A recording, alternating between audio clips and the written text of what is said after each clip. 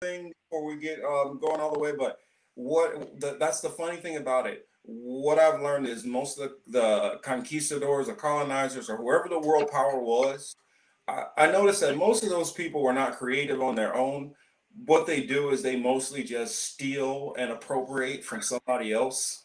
And if you think about the Roman Empire and the Greek Empire, most of their stuff is modeled off of Egypt, along with, a lot of early United States with a lot of the obelisks and things like that go back to ancient Egypt. But sorry, I guess welcome to what I've been thinking. We're here with myself, Marcus Cage, and with my good friend and co-host Farouk.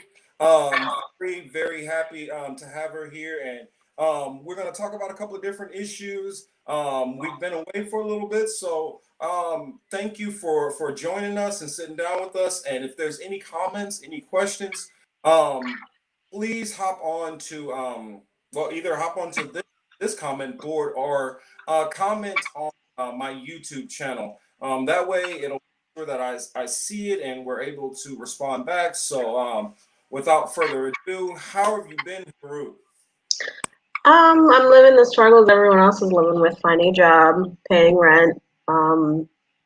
By the end of the year, the evictions start up again. So I think it's something that everyone is really worrying about, and people are really organizing around it. And it feels very like everyone is kind of feeling ignored, because I just got a notification from the New York Times. I live in New York, and it turns out that all the virus, the number of cases are climbing. The mayor is still going to be reopening primary and just public schools as a whole. So it just feels like right now I'm feeling like they're not gonna shut down again, and they're willing to let us die, and it's not a good feeling. Oh, you don't, because I find that out here they're going more back into down mode. It's interesting you say over in New York that it doesn't look like they're going that way. I wonder why, since that's kind of what it's leaning that way, at least for California, I'll say. I don't know. Why do you think that they might not be trying to do it?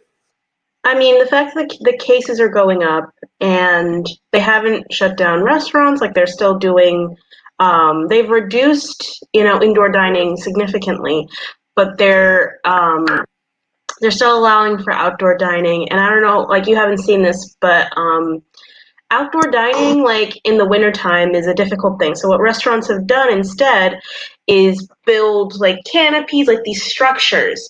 So outdoor in reality isn't even outdoor, it's really indoor.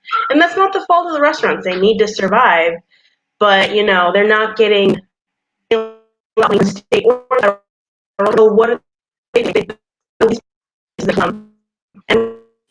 and I get what they're doing with that to survive. And we're all like I'm out looking for it because I have to. But like if we're still interacting and we're still out and about, like there are still going to be people at risk that are going to catch this virus and are going to die from it. And I believe I read something released, not released by, I forget who released it, but apparently they're expecting the death count from this virus to double, and we're already at 250,000. That's a massive number, It's a lot of people. Wow. And I keep telling people that even if you don't think of it as in COVID, just think of just typical common sense rules for the average cold and flu. What happens during the wintertime? Anytime we have cold and flu outbreak, it Mm. always, gets worse. The numbers always go sky high because we have people going in and out. More people are indoors, closer to each other. A lot of times also you're going out in that cold air, you're breathing a little bit harder. And so when you come back inside, you're huffing more air around and each other are consuming more possible, contaminants in the air. And so I, I've said, just from a common sense, practical sense, it inevitable that the COVID virus is going to, the numbers are going to increase. So I'm like, how we deal with that per per state per nation is a different story, but to not expect for these numbers to start flying up, and with the numbers flying up, fatalities also possibly flying up also, or something that I think that we definitely need to, prepare ourselves over the next months, especially as the temperature starts to change. And Um, it's yeah, yeah. Guess I'll hit Right. real quick. Sorry to cut you off. It said VC says, how you been doing, comrades? And I've been doing great. Glad to have you with you. Glad to have you with us. And he said, asked what did he miss? And basically kind of started off with talking about the whole COVID situation, what we're seeing kind of in our different neck of the woods so far, and what we're thinking on it. So, that said, I'll turn it back over to you, Ru. Well, I'm kind of curious what's going on. You're in Atlanta, right, in Georgia? No, no, no, that's California. Oh, you're in California. Oh, my bad.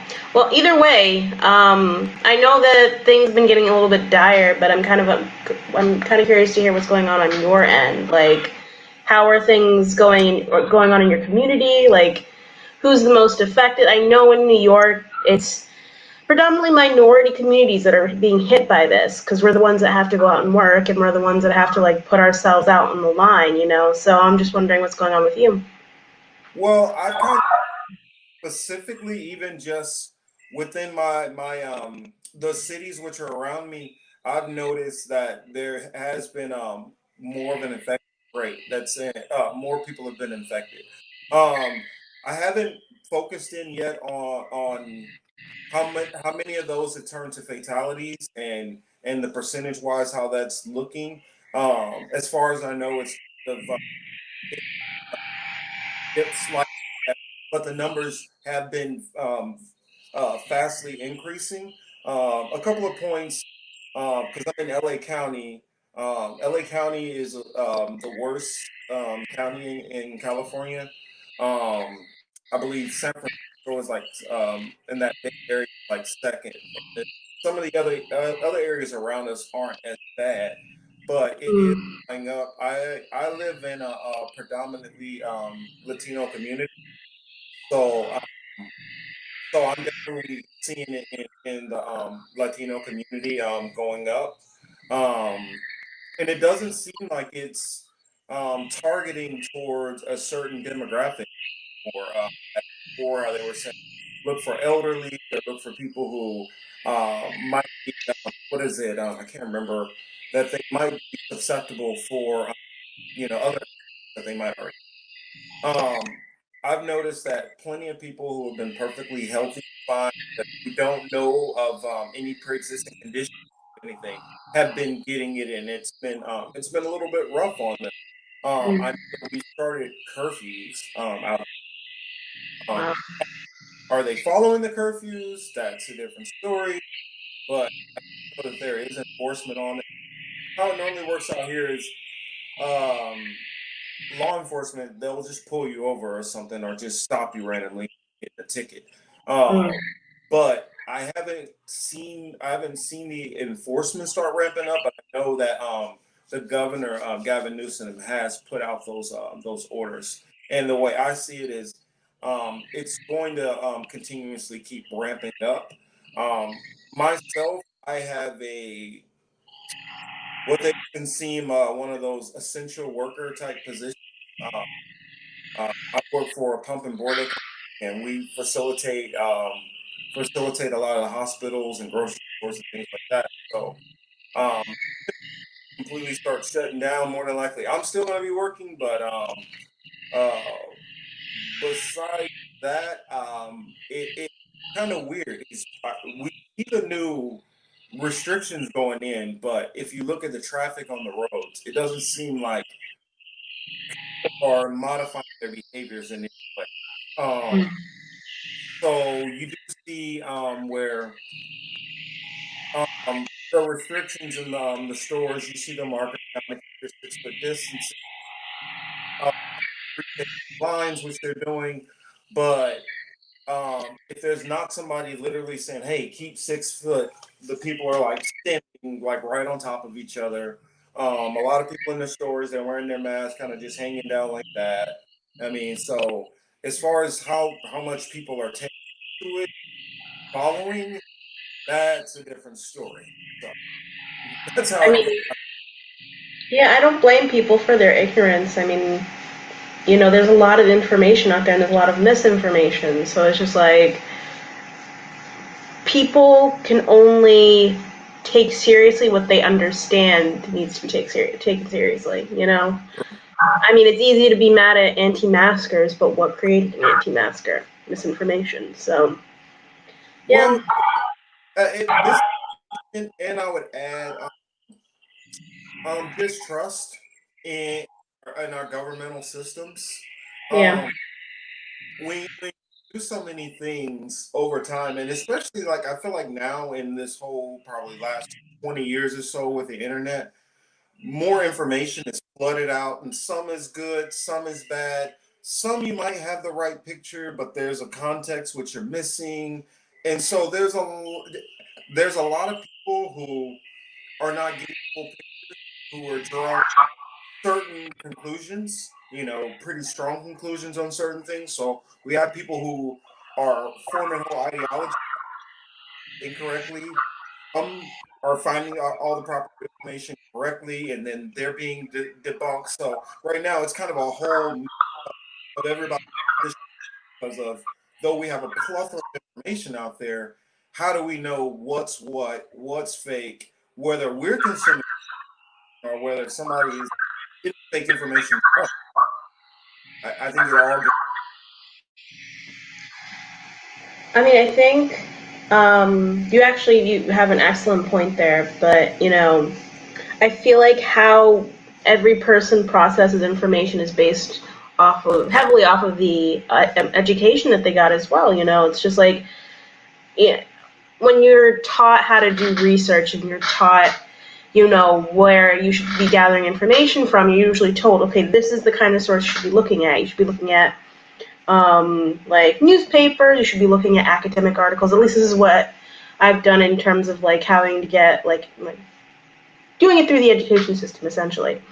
And like when I eventually got my BA in political science, but um, my education like from kindergarten through high school was very STEM based. Like I think that everything else was lacking, and this is an issue with the school system. It's just like all the rest of my education was lacking except for STEM. So when I hear scientists, when I hear what scientists say, and I read at science like articles based off of like STEM articles, things like that. I come at it thinking, okay, this is the stuff that I should be believing. And when I hear, you know, these articles being quoted in like the New York Times, I'm more likely to believe that rather than like listen to people who call like listen to people on Fox News who don't use those. Well, I'm not going to say they don't use those sources because I'm not sure. I don't watch. I'm not 24/7, but um, they don't stick only to those sources. If that makes sense. Now, I'm not saying places like CNN and the New York Times don't have their biases. They definitely have their biases, and you have to be able to like read something and say, okay, that's very opinion based.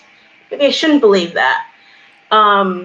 And that's not something that's really taught very well in our school system. It's critical thinking, like being able to take certain pieces of information, you know, have your own opinion, have your own understanding and ideology, and be able to look at it through that lens, rather than taking everything like word for word and like believing everything right off the bat.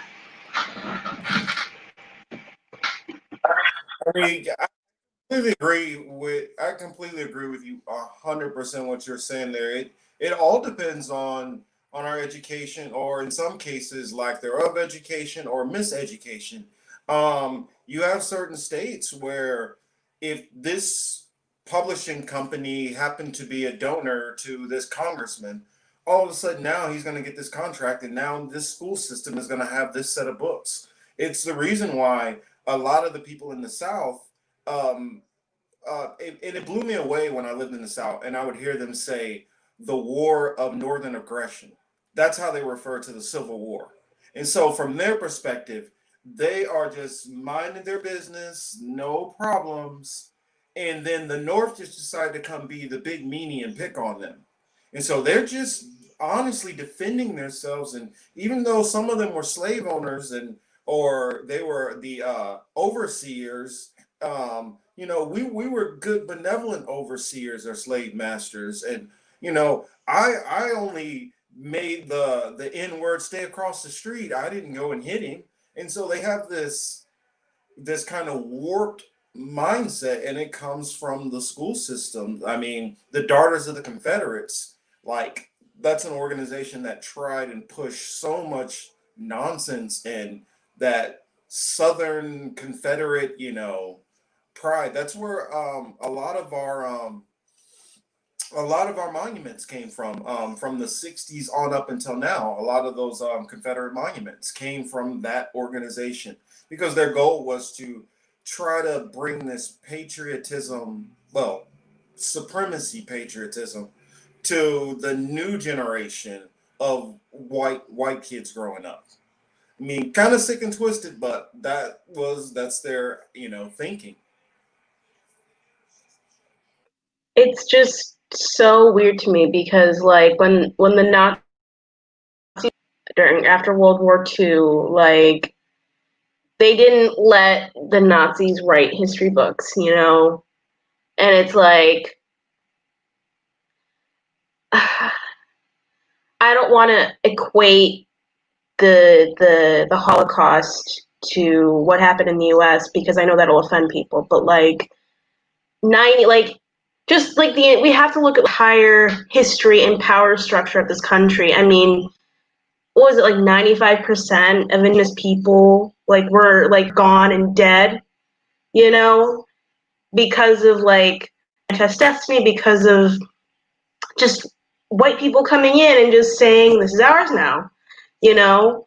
And like I don't want to call what black people came here, like black people being brought here, kidnapped and brought here as genocide because they weren't murdered, they were worked to death, but they came here for a purpose and it was for the use of like the white hegemony here. And I'm just like why can't we see it through that same lens? Why can't we see like our founding Well, fathers?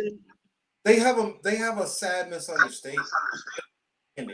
I honestly believe people don't understand the fact of really how bad the amount of people that died. I saw some numbers and estimates that up to 100 million slaves coming across were didn't even make it, that died before they even made it.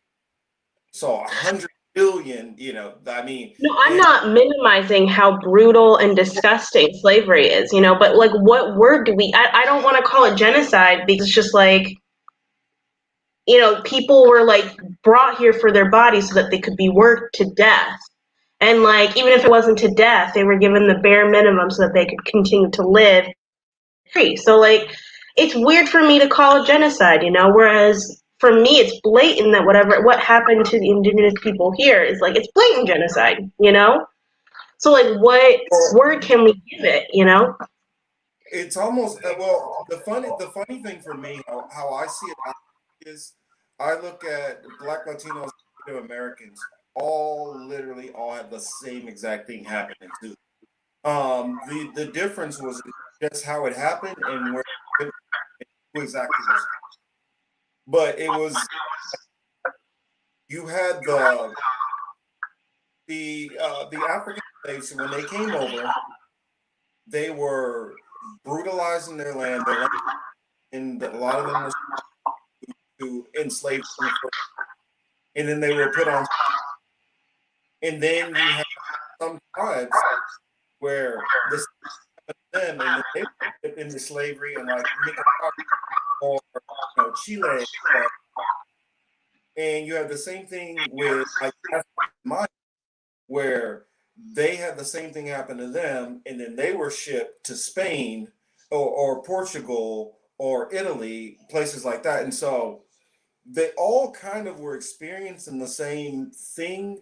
The only thing is, one group was they primarily used them more for slavery, and it was a much higher number that were enslaved, and I think the duration, and well, that can be a little tricky because the Native Americans, a lot of them, they were going into their enslavement much earlier, and then there's ended at a time when many blacks were still going through slavery. So it can kind of throw things off a little bit, but they're kind of all, similar. It's just that we don't notice a lot of it because some of those natives, they were taken through all places down through South America.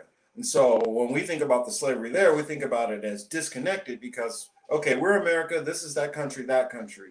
But if we go back to like how the slave trade worked, it was, I mean, the Portuguese were kind of the first that got in bed with the Arab traders. Um, then the Spaniards got involved, and then the British got involved, and then the French got involved, and then the Dutch took over it for a while, and then the Germans got involved. Russians didn't get involved directly as far as the actual slave trade, but they did purchase tons and tons of slaves into Russia also. So it was like no major superpower in Europe that wasn't involved. In fact, they were all involved in the monarchies through the Roman Catholic Church was the kind of, I guess, the glue that held them all together, because the Roman Catholic Church told them it's all right for you guys to do this completely because God deems these people as they're heathen, so you can do whatever you want to them. And so how they've kind of dissected the history, and then certain countries will be like, well, this is our history and we don't have nothing to do with that. And France is like, well, that's America, we didn't do that, we'll take part of our little slavery. And Dutch will say, well, okay, well, we did this, but but they're all there. It's kind of like if you rob a bank and you got five bank robbers, all of them are going to jail for the same sentence. And I think a lot of people, because of how history is kind of segmented and how they teach it segmented, they'll just talk about, oh, well, this is what happened in America, and then we get over to Spanish history, and then they're talking about this. It's kind of overlapping, but a lot of teachers don't tie the stuff all together. I mean, I'm sorry, going on a rant, but that's kind of just how I. It's no, you're. I'm talking about it here because I feel like it's not. I don't feel like it's talked about enough in mainstream history, like how where it's taught, like it's not taught in schools. I mean, when we're talking about, not just the theft of like people's bodies and like people's freedoms, but like the theft of wealth as well. I was watching something this morning. It was on Netflix. It was Leguizamo's Latin Stream for Morons, and I don't think he got into enough depth, in my opinion. And I think he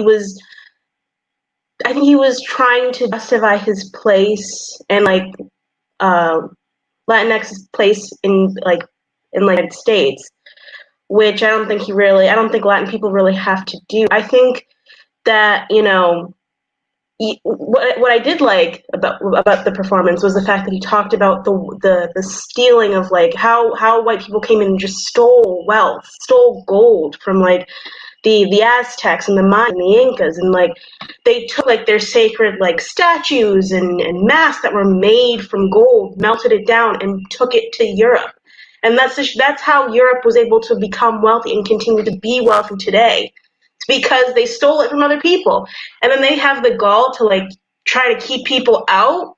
Like, you went into somebody else's country, stole everything that was just like just completely stole everything that belonged to them. You built this like very somewhat advanced society. I'm going to say somewhat, And now you're saying, oh, we're not going to let you in, even though, like, like, are you, like, it just feels very tone deaf, you know? And we're doing it here too, where we're taking Latinx people who are coming from places of violence, a lot of which, you know, we have some sort of hand in, like, not me, but like, you know, our government has, and we're putting them in cages. And it's just like what was the crime? They're getting away from, like, they're running away from violence. Like, what is the crime there? You know? So I don't know, it's all frustrating, and it all makes me just feel angry. Yeah, I'm going to Monterey Well, and too. that's, you said running from violence, and the irony is running from the violence, which a lot of times we started. Now, of course, when I'm saying we, I'm talking about as a nation, definitely not me and Harut here, because we not down with none of that. But when you and I get what you're saying as far as focusing on America, because America, there was a lot more money made. If you focus on it as a the money side of it, there was the number I've heard, and this could be a number that's higher than what it actually is. I'm not sure, but the number that I've heard is 14 trillion. That's the amount that was gained from slavery. Now, granted, it's chopped up, and this country got this and that, and then they formed up to who they are now, and then some of that went to royals and passed down through companies and yada yada yada. But in my background in school, even before I got into school, history is always my most important topic that I always followed, and because I have so many mixtures in my background, um, each of these things all kind of touch me directly, and so I've always wanted to learn more history about it, especially growing up as a black male in this country. You don't know what your history is or where you actually come from. As far as you're told from Eurocentric history, you basically were just kind of crawling around out in the dirt or the jungles, and then we brought you over here and made you a slave. Yeah, that was bad, but now see the great life that you have.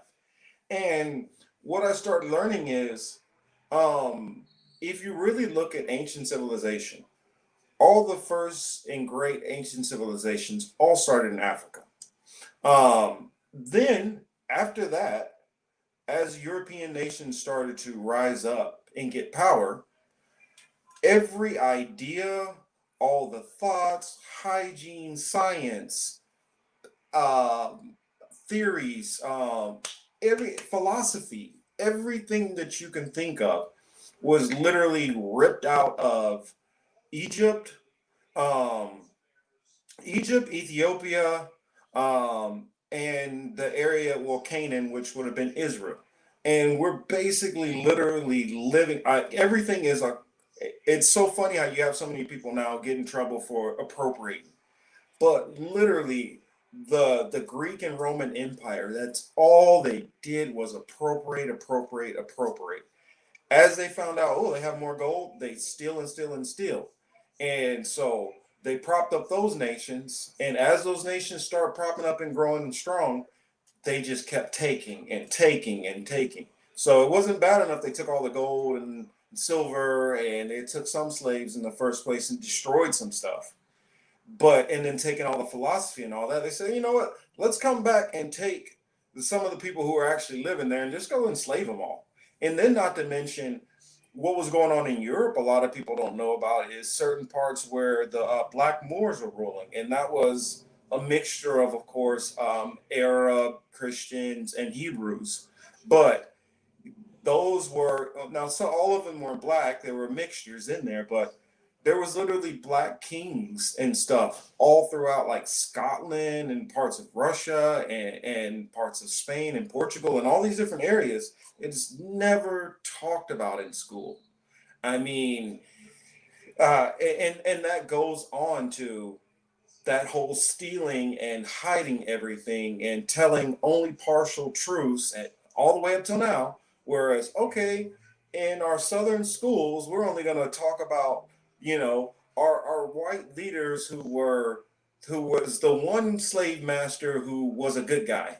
instead of all the 99 other ones right next to him that were horrible, detestable human beings. I guess let There's me. no such thing as slave owner. There's no such thing. No such thing. Like, anyone who says that they were a good slave. I mean, the fact that you're owning slaves, no, Yeah. no good slave owner. Just wanted to say. I see. VC says, Root, if I'm understanding you correctly, then I absolutely get where you're coming from. And I gotta say my piece, the whole pressure to state that you are trying to, I don't know where, never mind. I don't know where that was going, but I think that we're not too much. I think we're on the same page. I think that it's just viewing it a little bit different. I think you were viewing a different context. That's all. You're viewing more of a United States and kind of what's going on directly here, and I was looking at it kind of more on a global kind of thing. Correct me if I'm yeah, that's right. Uh, That sounds about right. Yeah. yeah, yeah, that's all it was. And I feel like a lot of in our schools on segmenting our and not tying how things are together. We'll talk about World War I.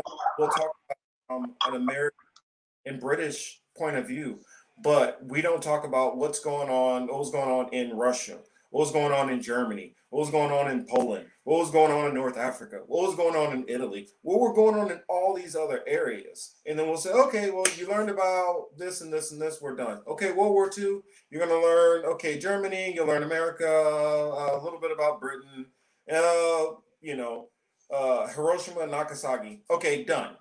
And it's like, there's more in there that you guys need to be talking about. I mean, I remember one of the genocides in the Congo with King Leopold III. When I heard about that the first time, I was like, how did I not hear about this in history? This is like brutal. And there's so many things. For instance, and for me, I don't know, I consider this good history. Anytime somebody's enslaved or captive and they're able to free themselves, the Haitian revolt, that's something that's not talked about in school, which is very, very well known. We know about people like Marcus Garvey, but they don't go into anything about his philosophies and it's like, why? The Haitian revolt is so interesting because it created fear of slave revolts happening here. And Mhm. one of the reasons why Haiti is poor today is because the French were the only ones that really wanted to trade with them because nobody wanted to work with a former slave colony. Nobody wanted to recognize that could happen. So in Mhm. order for the French to trade with them, they made them pay reparations for their own fucking bodies. And Yep. it's just it's amazing in its own way, but it's also showing no matter what, it's like when white people are in power, they're going to do whatever they have to do to maintain that power. And I don't mean white people as in all people who don't have melanin in their skin. I'm talking about a hegemony that was created by people who happen to be lighter skinned. Yeah. And the interesting thing about it is one thing I've always found interesting is in America we're called minorities. If you're so-called black, so-called Native American, Asian, whatever, you're called the minority. But really, if you are a so-called Caucasian person, you are the minority. Literally, Caucasians only make up about 10% of the planet. And so the the white person is actually the minority. It's just we just so happen to live in the countries that are most dominated by, well, the whole world is basically dominated by white people, let's be honest. But where they mostly dwell and do things directly, we just happen to be in kind of a, what would you call the home base of colonialism. Not even just that, but it you're a black person here, and even in Africa, a lot of people they want to either come here or go to Europe, and that's because opportunities are limited to them in their home. I don't think people really understand. If people had opportunities in their own countries, they'd want to stay. But because of things like colonialism, because of things like capitalism, like we are in kind of like a neo-colonialist kind of era right now, because although European countries may not have control of Africa, they have control and the ability to steal their resources. It's what they tried to do in Bolivia with the lithium mines there. And like people like Elon Musk celebrating those kind of things, celebrating the ousting of Evo Morales, like that's so insulting. And yet this man has a platform, like he's listened to. He's like a wealth guru for some people. It's just no, I'm not Well, with it. this is something which I bring up to people all the time because um, speaking speaking Spanish and speaking a little Portuguese and a little Italian also, I will follow some local newscasts in other countries. And when I listen to politics in South America, I'm seeing one ugly theme. A lot of people noticed it a little bit with what's his name? Boris. I can't even think of his name right now, but Boris over there in the UK. Horse. Yes, yes, that's what I'm thinking of. And then you got Trump with the kind of white nationalism kind of feel. If not, some of them a full flavor. Um, but what a lot of people don't pay attention to because they don't see most of those so-called Latin people as different. That there's differences and there's that there's kind of like politics that go on within certain countries, even though you think they're all brown people. Well, once you get down there and you start realizing that there's been like a wave, and it started with Evo, where most of the indigenous leaders were thrown out of power. And it was just country after country after country after country. I mean, down there with him, with Bolsonaro, with a couple of other people also, and it was throwing out all the indigenous leaders for putting in the what in actuality are former Spaniards who are still controlling, because like people think Mexico is controlled by Mexicans. It's not. Mexico is mostly controlled by actual Spaniards who have stayed there and just stayed in power and maintained most of the resources. And they might lose an election here and there, but they hop right back into power. They own all the corporations. And it's the same thing when you get into these other countries. It tends to be those same kind of Spaniards or Portuguese, or in Brazil, you have a lot of Japanese who are running a lot of things there. Just like and in Jamaica, for instance, you have a lot of Indians with a lot of money and a lot of Chinese with a lot of money who are really controlling a lot more of the island than even the blacks and whites who live there. So sometimes because a country looks like a black or a brown or an Asian country doesn't necessarily mean it's even being controlled by the people who live in there. And so we might have this, the Turkish people are like this. Well, that's what their leader is doing. Majority of the times, the people have far, far less control and power than we do in the United States. And we a lot of times will demonize those nations because of the leaders, i.e., with Russia and Putin. Most Russians are not bad people at all. I actually know plenty of Russians, and a lot of them are very, very nice people. Little different, culturally. So, some of their mannerisms might be a little bit funny, and we pick on each other back and forth about the things, but they're good people that are being demonized all by some things that one of their leaders has done.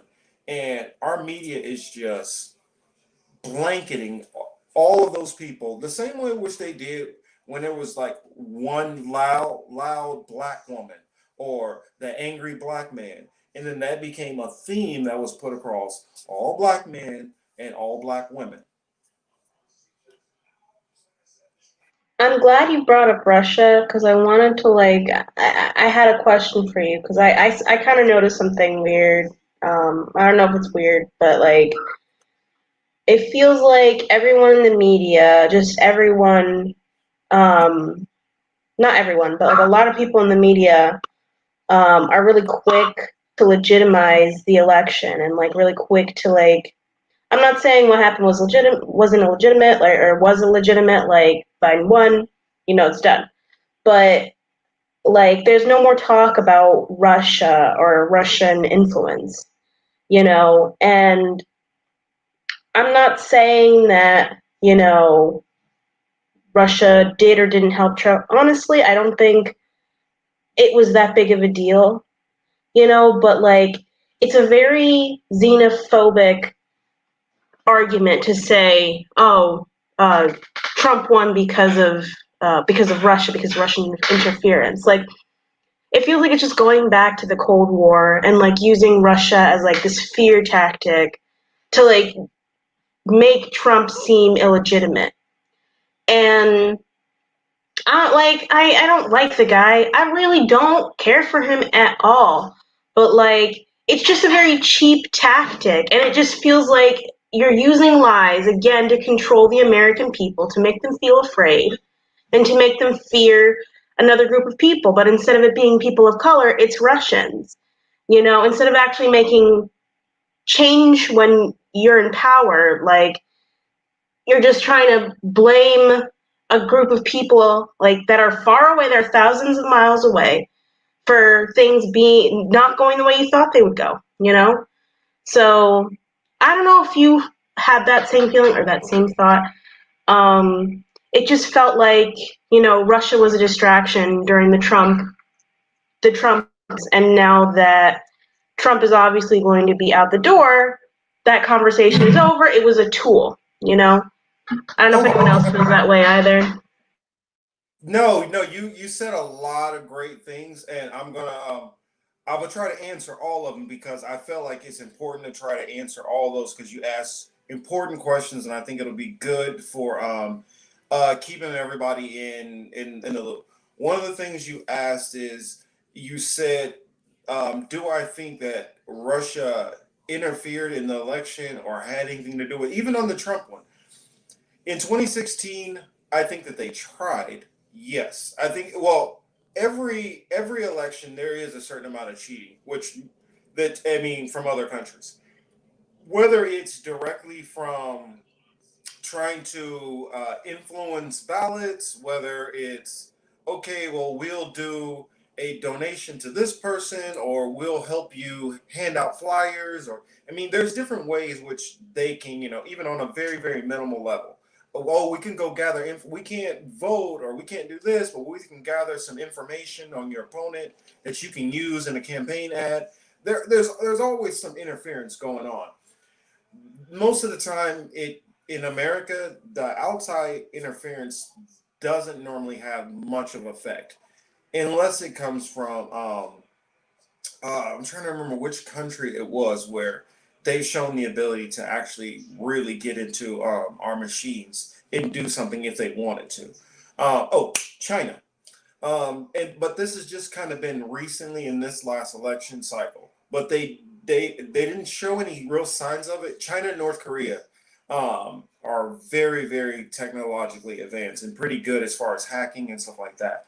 And so if somebody was going to do it and be effective, it would have been them.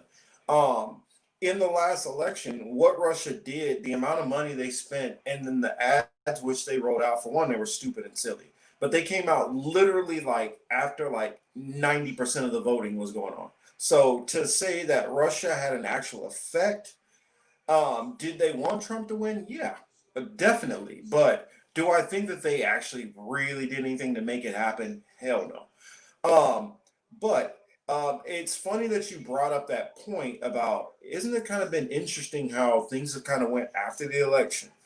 Emmanuel on my other show was he's the one who brought it up first and start noticing it and say, literally like the day after the election, we don't hear anything about Russia. I mean, days and days, even up to the actual counting of the votes, they were still talking about the possibility of Russia could do this and that, and Putin could help him stay in power. And oh, do you think that he could possibly send troops to Russia? I mean, to Trump to keep him in power if the military forces him out. And I was hearing every crazy ass scenario and theory possible.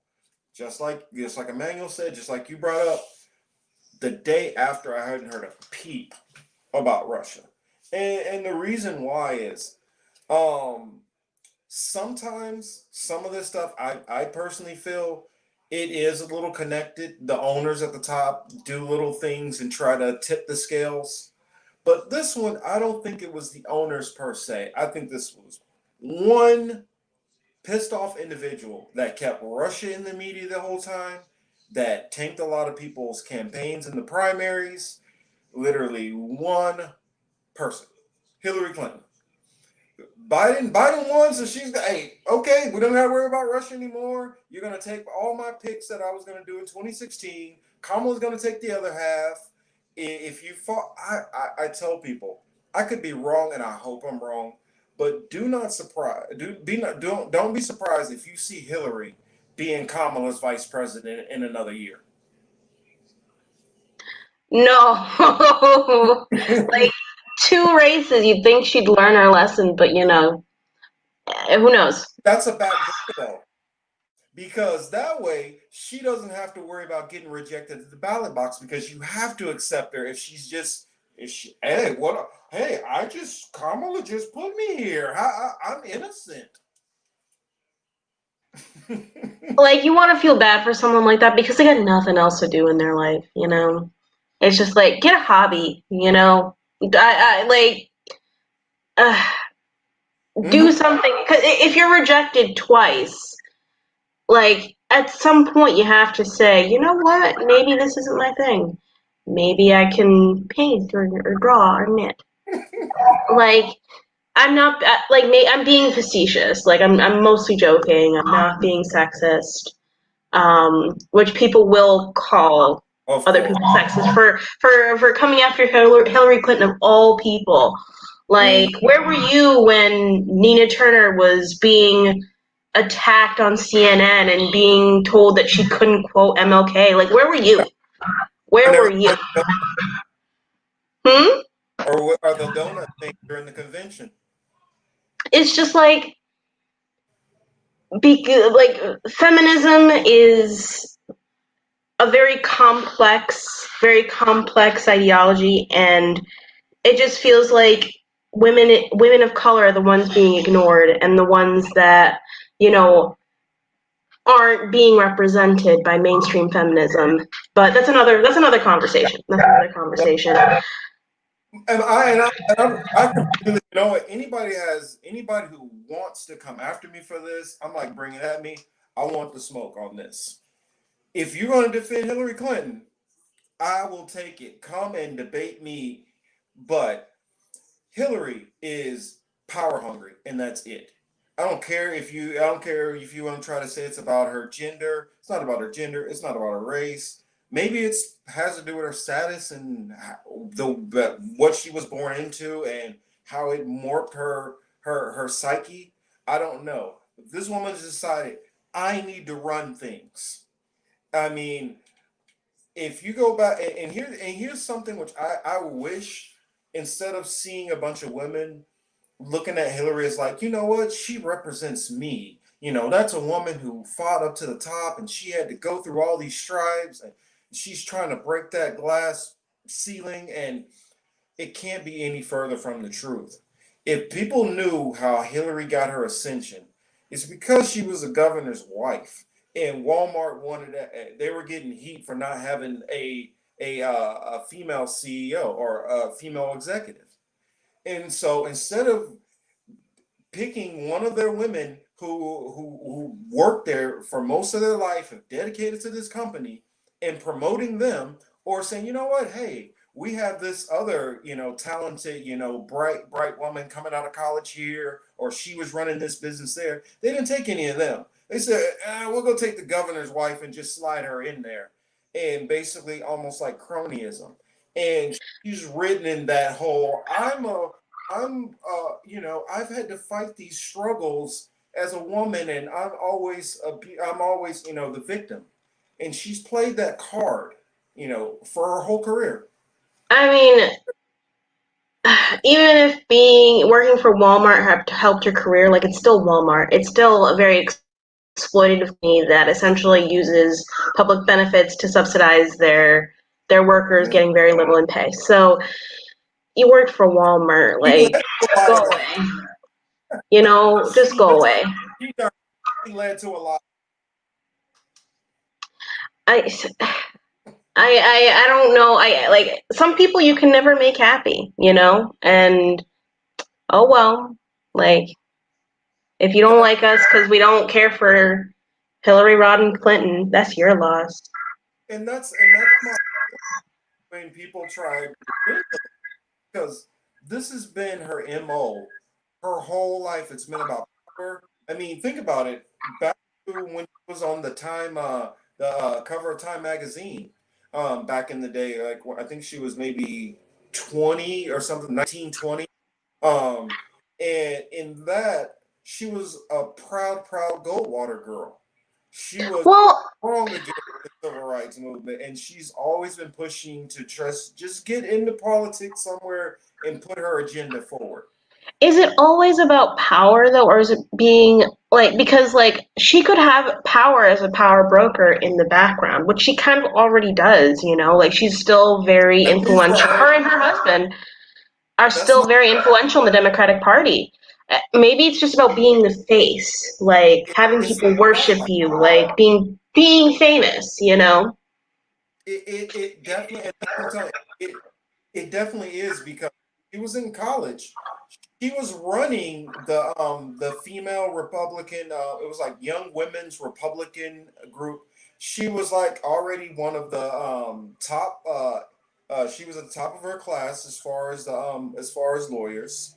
Um, and so she was already showing promise. She showed that she was already forming into a leader.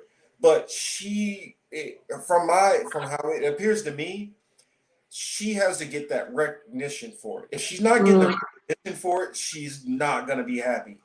And under when he was governor, what a lot of people don't realize is somewhat good and bad. But a lot of the stuff which Bill Clinton did, Hillary was right there helping him write the legislation. Looking through the laws. She was very integral in helping write a lot of legislation and bills and things like that. So I can get why in her head she can feel like I've done this. I basically was a governor. I basically was a president. So I definitely should be president. I can see how that can get into somebody's head. But I think that when you get to a certain level and only thing you have is, okay, let me figure out ways to accomplish the one thing that I haven't gotten that I wanted in my life, those people get dangerous. I mean, I think the only solution to our Hillary Clinton problem is to just let her be forgotten to history. I mean, I just don't. I'm tired of her popping up on my timeline on Twitter. I'm tired of her coming up on the news. Like, I don't want her to be relevant anymore because I think she's old guard, and I think that people are no, I don't think it. We all know it.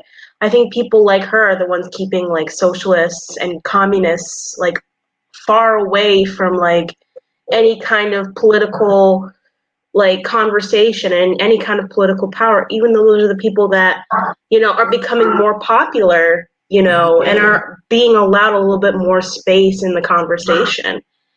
You know, once the old guard is gone, what's going to happen? You know, are people like Pete Buttigieg going to be able to keep up, you know, with the rest of us? Like, he's essentially the old guard, or he's trying to be the old guard, but they all need to lose relevance, and we need to keep them out of our mouths.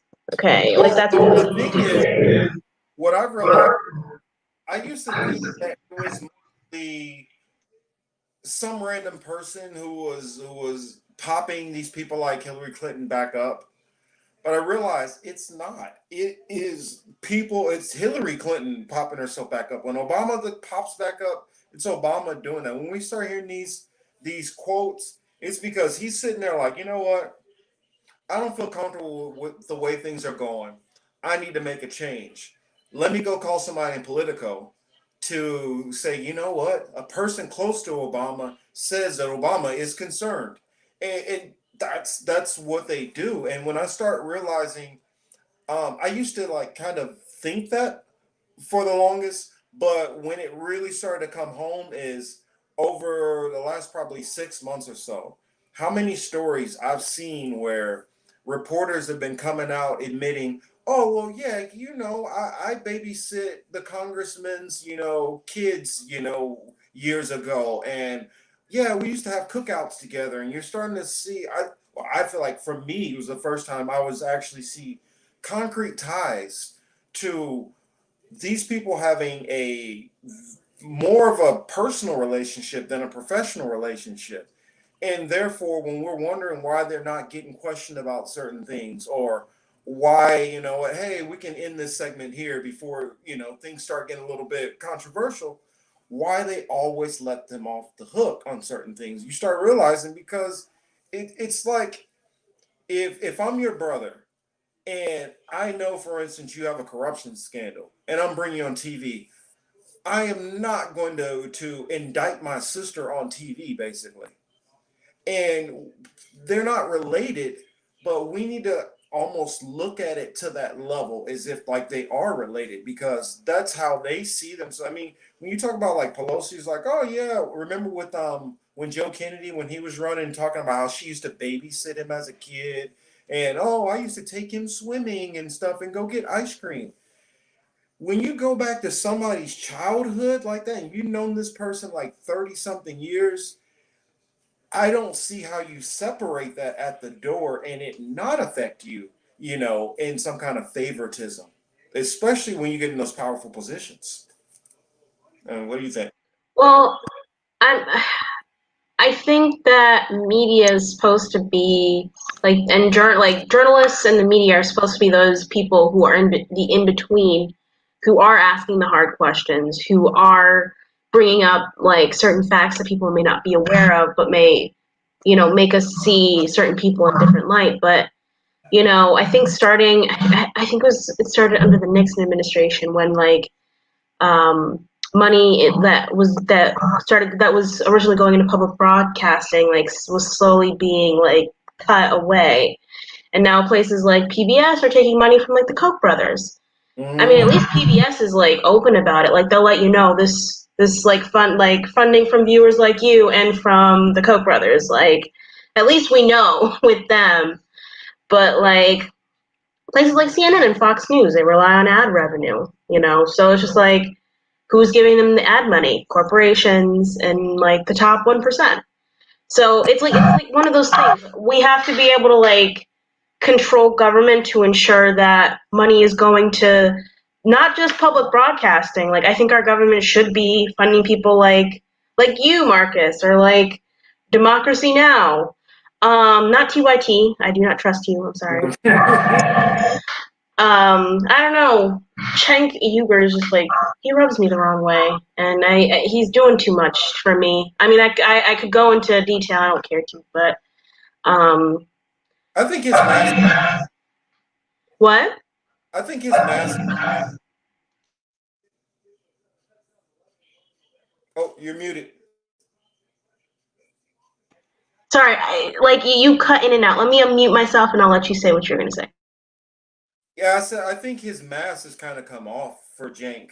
Um, I believe it was Graham Elwood, where this was probably maybe about 9 months ago, and he broke down CAA, and I can't remember the other one, but CAA is the one I can remember off the top of my head, and it is an agency which a lot of celebrities, politicians and now TYT is on. Like all of them, Jank, Anna, all of them are under this same corporation. Well, not corporation, but same. What would it be called?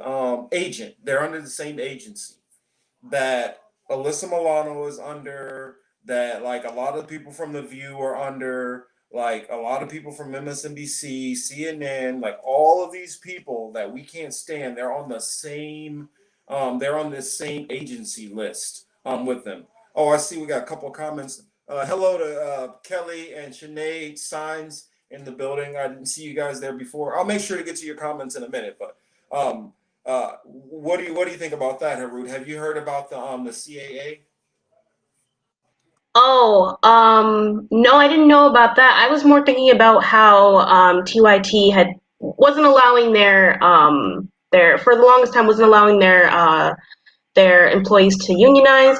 Also, apparently they had taken money from a billionaire donor, and that never ends well, to be honest. So, Mhm. um, yeah, they might be giving out, good commentary. I guess good commentary is subjective. I never really cared for their commentary. It felt like it was really making entertainment out of politics, which is a massive problem, I think. Politics is serious, it's not entertainment. Um, yeah, I didn't hear about CAA. I had heard, Rose McGowan was coming after Alyssa Milano because she was pretending to be like this feminist person. In reality, she's married to this guy who works for CAA, and CAA is also apparently has been keeping hush hush in terms of like a lot of sex trafficking of like children in the entertainment industry. So I mean, I knew of their shadiness. I knew CAA's shadiness, but I didn't know their relation to TYT. So today I learned. Yep, and that's when I noticed the difference in their coverage. I was like, because I used to watch. I'll be honest to the audience. I used to watch TYT. I don't know how long ago, maybe 15 years ago, but I used to watch it like regularly, and then I stopped watching it for a long time. And then I started watching it again, maybe around 2016, 2017.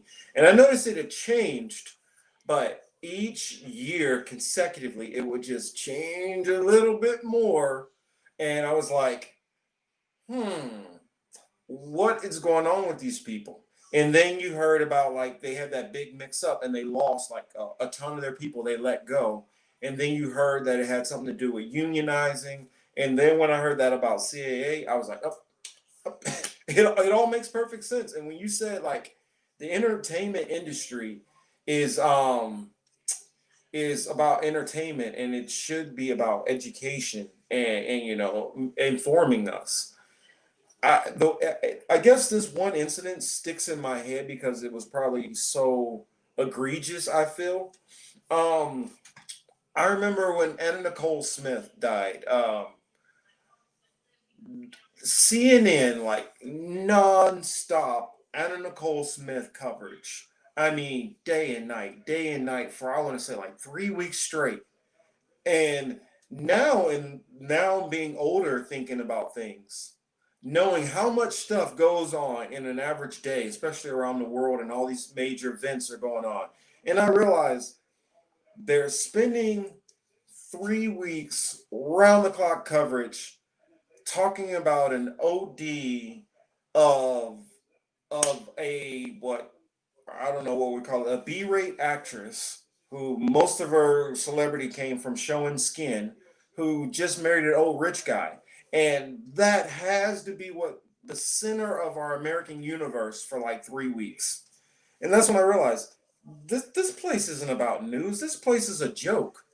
And then I start noticing the tie across the board. And that's my I could go on and on forever on that. I see Shanae says hope to release some clips of this stream. I will figure out how to do that and then I will start breaking these into some clips. But I am not very technically sound, and Chris normally bails me out of the tech stuff, especially of late. But I will work on doing that, Sinead.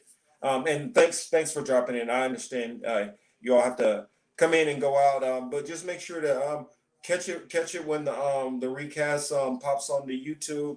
And if there's anything that we went into in particular that you want to have me and Harut break down more, go into, DM me. I'm pretty sure you all know Harut's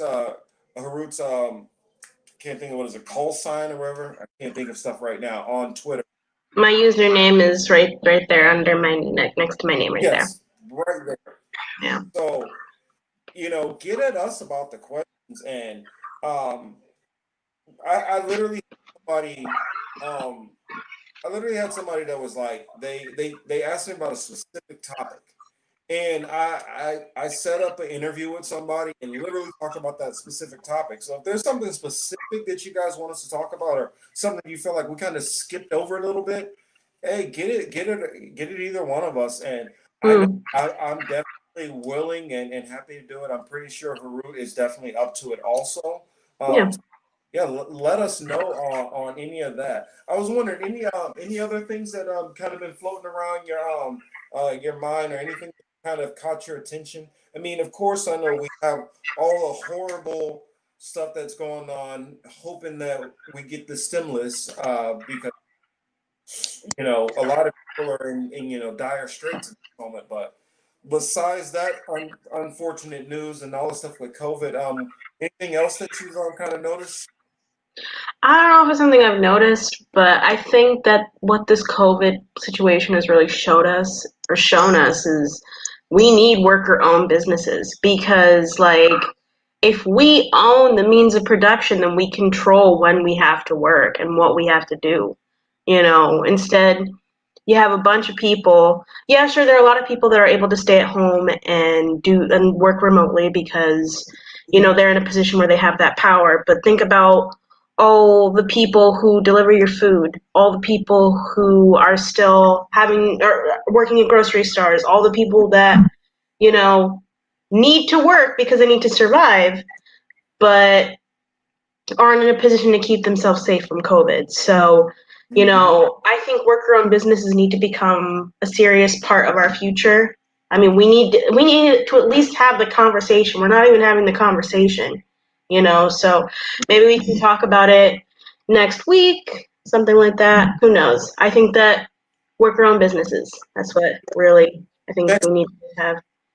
next week, well, there's a couple of things politically that I think that we might have some answers to that I'll definitely want to bring up. So we definitely will be back next week. I guess probably maybe same time. This time work for you, Ruth?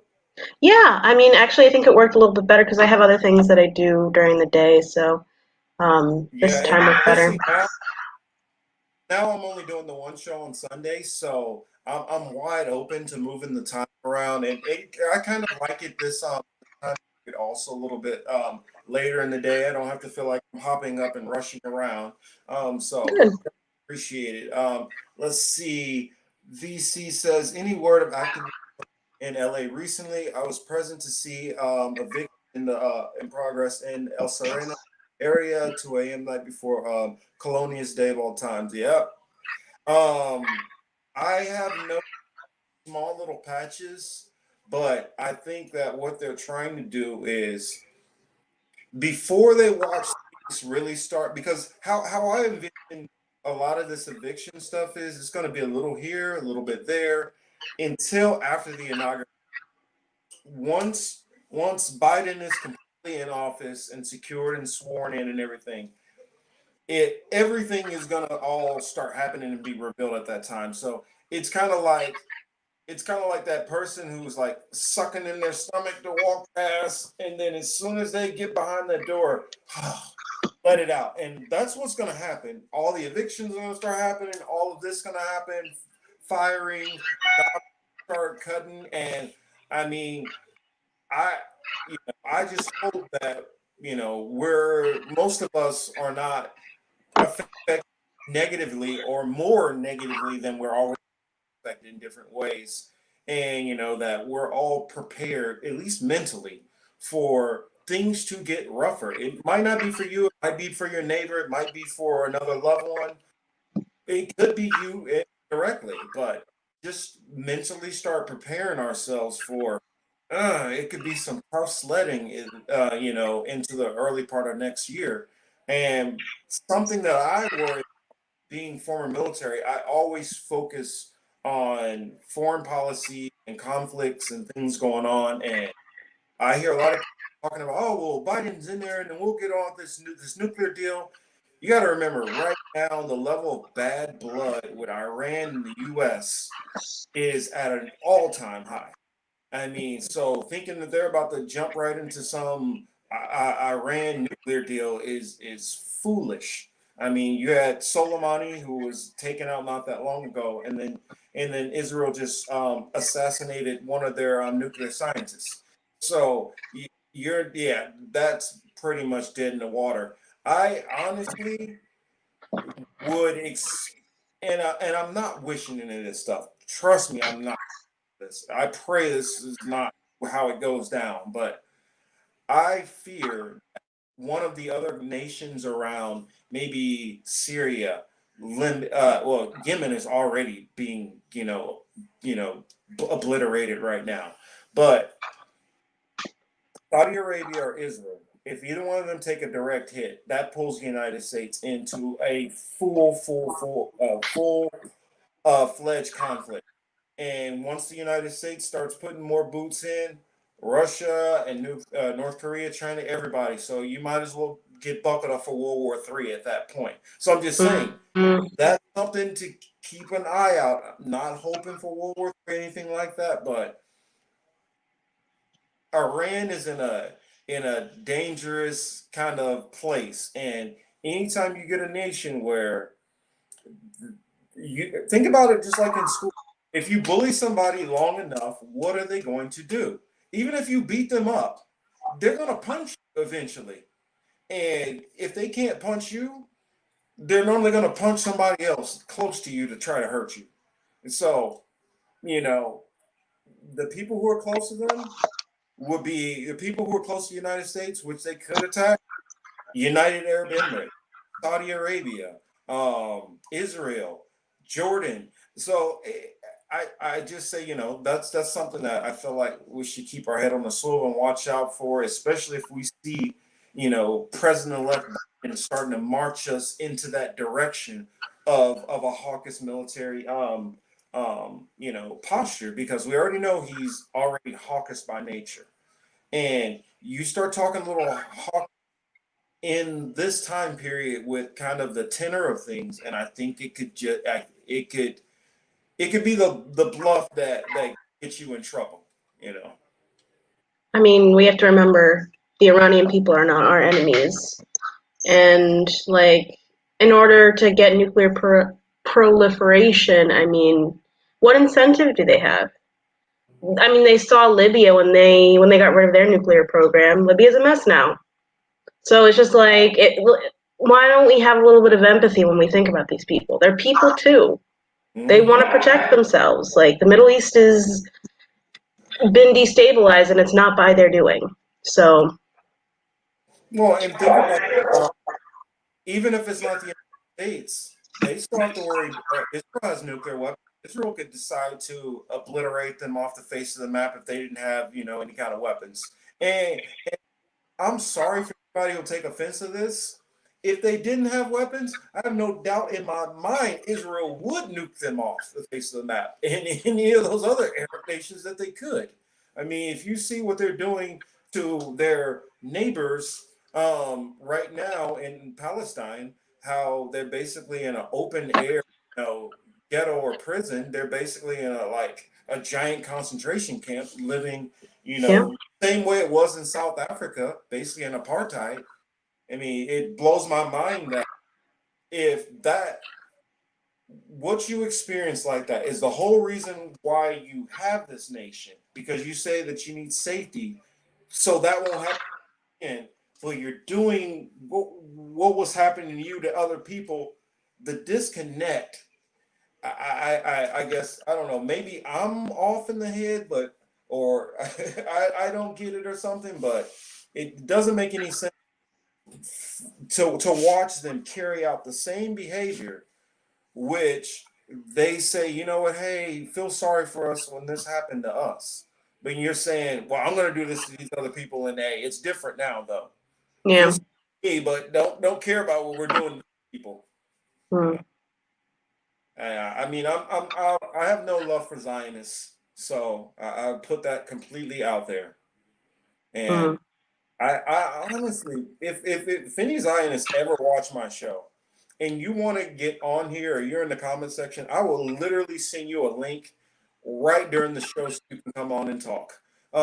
Because um, I plan to verbally beat you up, and I'm gonna let you know that. So I will bring you on and embarrass you on this show. So next, Zionism is fascism. That's your sound bit. There you go. Zionism is fascism. Sorry. Finish up. Do what you're no, doing. I agree. It says Palestinians are their house. Let's just call it what it is. I'm right with you there, Mr. Case. I mean, Yep. I, You know what? That's why I love the audience that we have. I love the people who come in and join us on the show, because I'll say some things that I'm like, you know what? I'm thinking that I'm gonna have to defend myself the moment that I get it out of my mouth, and hey, they're right there, fit right there with me. So, and I feel like most of you all know that I try to be as sincere and honest about things as possible, and I don't, as far as I know, don't have a racist or hatred bone in my body, unless it's done to me, of course. But there are certain things that are just right or wrong, and you know, you can't just wrong people just because you have the power to. And anytime Yeah. somebody has the power, you have a responsibility to treat people a certain way. And so I'm always going to call that out. And that's always going to be something that we will do here. And Harut's the same way. Um, Not going to let any of those things slide by, and we're always going to call you out on it. Mm-hmm. Let's see. Oh, on my show next week, well, on the Political Matrix, I am going to be doing a breakdown on Edward Bernays and Sigmund Freud, breaking down why so many of us, myself too, in some degrees, are trapped in different forms of propaganda which we're put into. And I will show the idea which led to the theory, how it was implemented, and how corporations and businesses have implemented this throughout our entire system that we function in.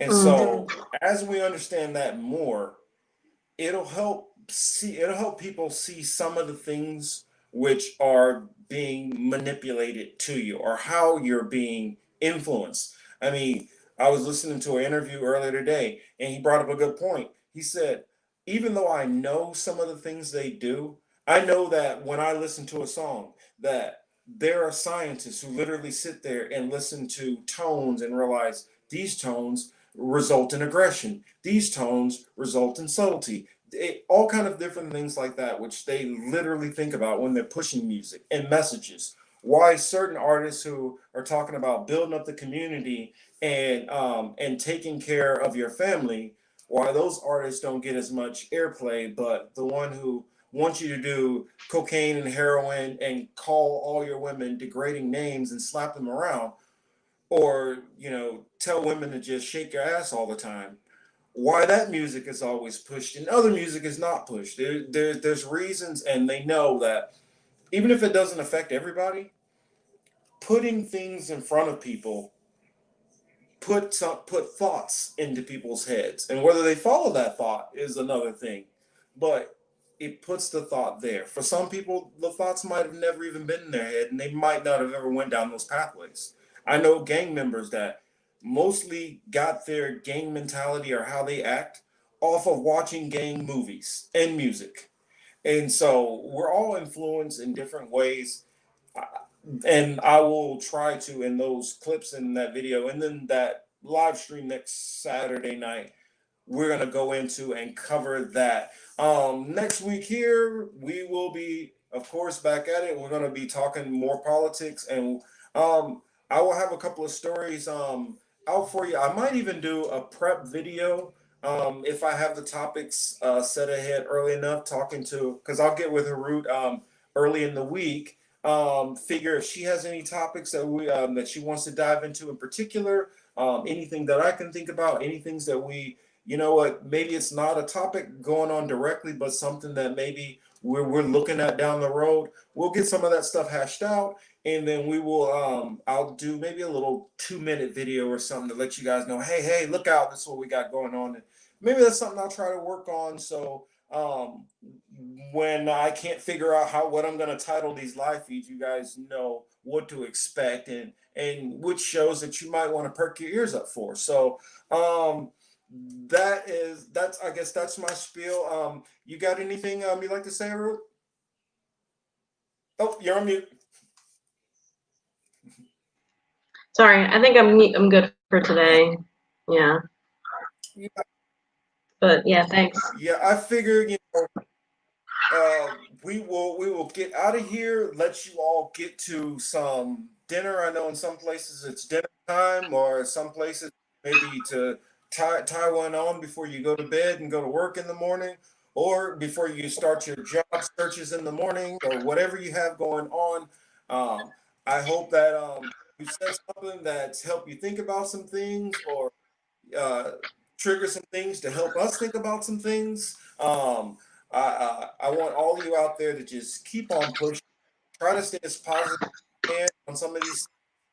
Do not let any of these things bog you down and let you think that you can't get past it. We all go through our ups, we all go through our downs, and in this time, there's going to be more of us and down than normal. It's going to be to bond together, especially online as a community, to try to help each other. Off politics, I heard a people that I have who her boyfriend just broke up with her. Reach out to some of those people, and maybe they want to get a couple of funny gifts or something like that, or whatever. All of us are going to need to focus on our mental health and that we have. Some of us have family members who are sick, and all those things. So just try to be aware about how we're doing internally. And, of course, we do need to focus on politics and those things like that, but just try to keep in us as people individually and what we might all be going through. And if we can help each other in any kind of way, just try to. I try my best, and a request from me that you all try to do the same. Um, that being said, this has been what I've been thinking with Mark and Harut. Thank you so much for joining us. Um, we'll see you all later.